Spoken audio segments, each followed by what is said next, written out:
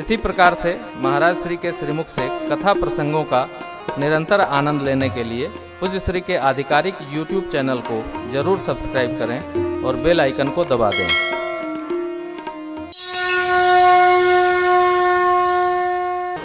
कैकेयी अम्बा कितना प्रेम करती हैं प्रभु को,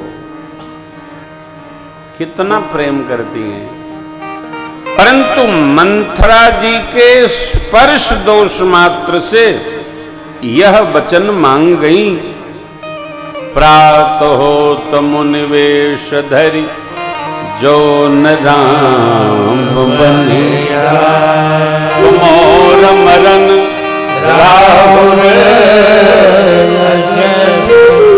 नृप समुझिय मन। कब क्या हो जाए, कौन कैसा हो जाए, समय जानता है। भगवान को खबर चल गई, भगवान ने सुना तो अपने सौभाग्य को सराहा। परिस्थिति एक, मन स्थिति अपनी अपनी। भगवान ने सराहा क्या? हे मां, वो पुत्र भाग्यशाली जो माता पिता के वचन के अनुसार जीवन जीता है। बड़ा कठिन है, बहुत कठिन है। देखिए, चरण में निष्ठा श्रद्धा रखना तो सरल है, वचन के अनुसार जीना बहुत कठिन है, बड़ा सरल नहीं है। एक बार प्रयोग करके दर्शन करिएगा। 90% लोग अपने मन से जीना चाहते हैं, जीते ही हैं। 10% में से छांटे 4-5% लोग ऐसे मिलेंगे जो माता पिता के मन से जीते हैं। बहुत कठिन है, बहुत कठिन है। जब हम किसी के मन से जीते हैं तो अपने मन को मारना पड़ता है और उसके मन को अपने में उतारना पड़ता है। कठिन है। भगवान ने अपने सौभाग्य की सराहना की। परमात्मा बड़ी अम्बा से आज्ञा लिए। कथानक बहुत सुंदर भाव देता है। लक्ष्मण जी सुने तो लक्ष्मण जी भी रचना बना लिए। जग जननी को भगवान समझाने लगे। सीता मैया ने ये निर्णय सुना दिया, या तो तन या तो प्राण साथ जाएंगे।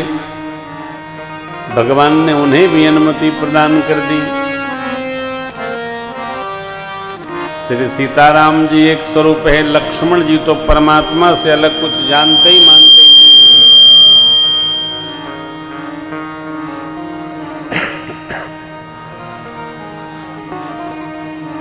चक्रवर्ती जी महाराज ने सचिव जी को आज्ञा दिया, रथ लेकर जाइए, राम जी को वन दर्शन करा करके लाइए। कदाचित राम जी न आवे तो बहू जी को लाइएगा, हम शरीर को सुरक्षित रखेंगे।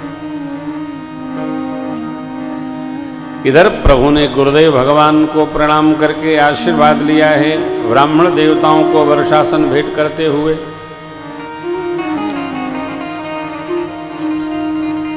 परमात्मा श्री अवध की धरा को प्रणाम करके और वन की ओर प्रस्थान कर गए।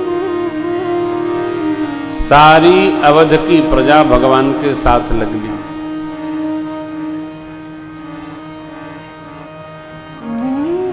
अवध तहां जह राम निवासु। कोई अयोध्या में रहना नहीं चाहता है, सब राम जी के संग जाना चाहते हैं। रथारूढ़ होकर भगवान चले। तमसा तट आया, माया प्रेरित कर दिया परमात्मा ने। सब लोग विश्राम में चले गए। सचिव काका से कहा प्रभु ने, रथ के चिन्ह को मारकर रथ आगे बढ़ाइए। माँ प्रभु लक्ष्मण जी सचिव जी महाराज रथारूढ़ होकर आगे चले। माँ गंगा का पावन तट आया, गंगा जी का दर्शन हुआ। एक बार भाव श्रद्धा से बोलिए गंगा मैया की जय हो।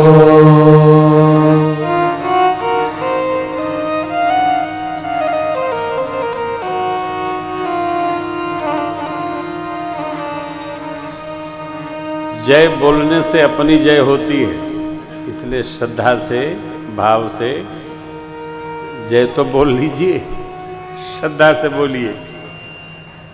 बोलिए गंगा मैया की जय।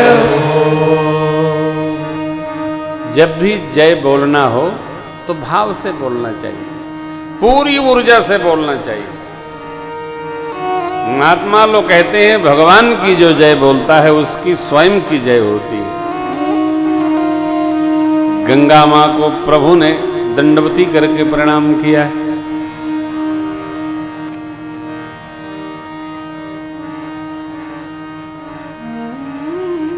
मां ने लक्ष्मण जी ने प्रणाम किया।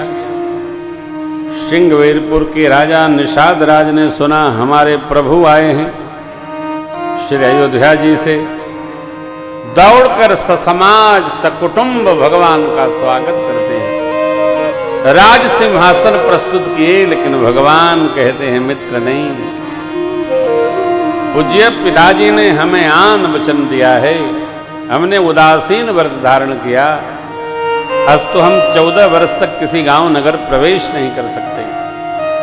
हमारी व्यवस्था शीशम के वृक्षों के नीचे करिए, कुसा की चटाई बनाकर हम यही नगर बाहर विश्राम करेंगे। आज जैसा प्रभु ने कहा निषाद जी ने सपरिकर वैसी व्यवस्था बनाई। रात्रि विश्राम हुआ है। विश्राम के समय श्री सीताराम जी को कुसा की साथरी पर शयन करते देख निषाद जी रोने लगे और कहने लगे, कहे कहे नंदिन मंदमति कठिन कुटिल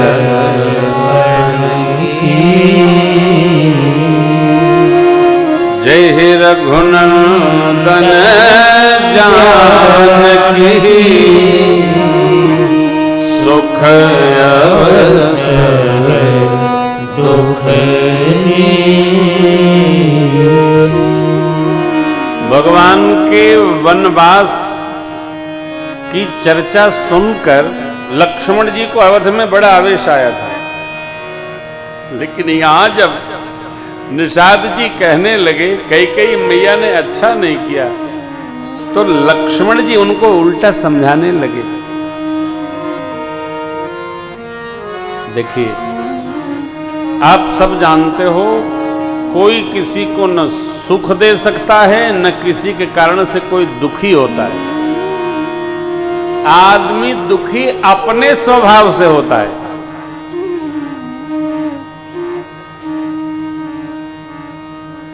आप चाहकर किसी को सुखी नहीं कर सकते।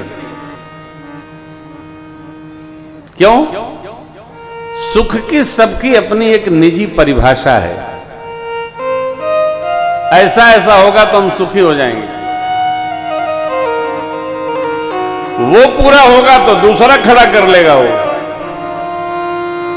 एक आदमी भोले बाबा के लिए तप किया,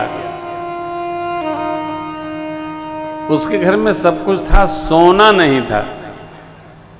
सोना समझते हैं ना, सोना ये तो भोले बाबा से एक बार मांगा, प्रभु आप ऐसी कृपा करिए मैं जो वस्तु छूं सोना हो जाए। तो बाबा ने सोचा कि दुखी हो जाएगा ये, कहा एक बार विचार कर लो, आज मौका देता हूं, कल आ जाना। ना प्रभु बहुत विचार किया, मेरे पास सब कुछ है, बस सोना नहीं है। आदमी के पास जो नहीं है वही वो ढूंढता है। भगवान शिव ने पुनः कहा, पुनः कह रहा हूं विचार कर लो। ना बाबा विचार करके आया हूं, बहुत विचार किया। तो बाबा ने हाथ उठाया, कहा तथास्तु, ऐसा ही होगा, जाओ।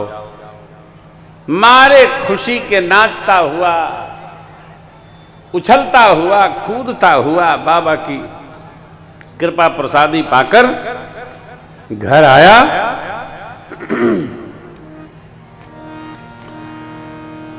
अर्धांगिनी से संदेश कहा और जितना छू सकता था 12, 14, 24 घंटे में छूता ही रहा। जो छुए सोना, दरवाजा छुए सोना, बर्तन छुए सोना, मूसल छुआ सोना। छूने तो है, जो छुए सोना, सोना बना लिया, पूरा घरे सोना बना लिया। कितना बनाएगा? भूख लग गई। पत्नी से कहा कुछ खाने को दो, बहुत बहुत हो गया, इतना तो बहुत है एक जन्म के लिए। पत्नी लाके खाने को दी, जैसे स्पर्श किया भोजन सोना। तो पत्नी से बोला कि मैं नहीं छूता हूं, तू खिला दे। स्पर्श की बात बाबा ने कही, जो छू सोना। पत्नी कौर बनाई और जैसे शरीर के पास मुख पर ले गई, वो छूते ही सोना। दुखी हुआ, कहा जल डाल दो। पत्नी ने जल डाला, जिह्वा पर पहुंचते जल सोना। स्पर्श की बात है, सोना। अब भूख प्यास के बिना इतना बिलबिला उठा वो कि रोने लगा। बाबा कृपा करिए, बाबा कृपा करिए। बाबा सन्मुख आए। हाँ भगत बोलो। बाबा जैसे थे वैसे कर दीजिए।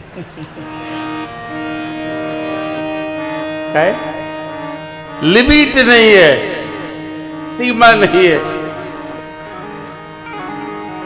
क्या चाहिए सुख के लिए कोई सीमा नहीं है। आप परिभाषा नहीं लिख सकते हैं सुख क्या है।